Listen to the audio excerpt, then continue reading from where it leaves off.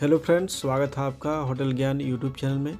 तो फ्रेंड्स, आज की वीडियो में हम जानेंगे चॉकलेट प्रोडक्ट्स नेम, यानी कि चॉकलेट से बनने वाले प्रोडक्ट्स के नाम।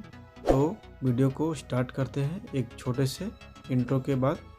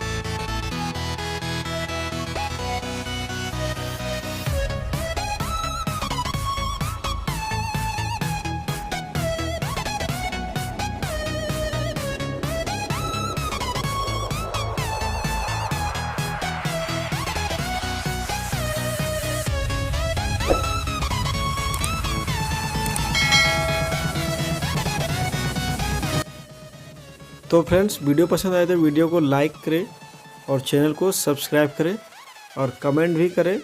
मैं आपको रिप्लाई देने की कोशिश करूँगा और मिलते हैं एक नए वीडियो के साथ।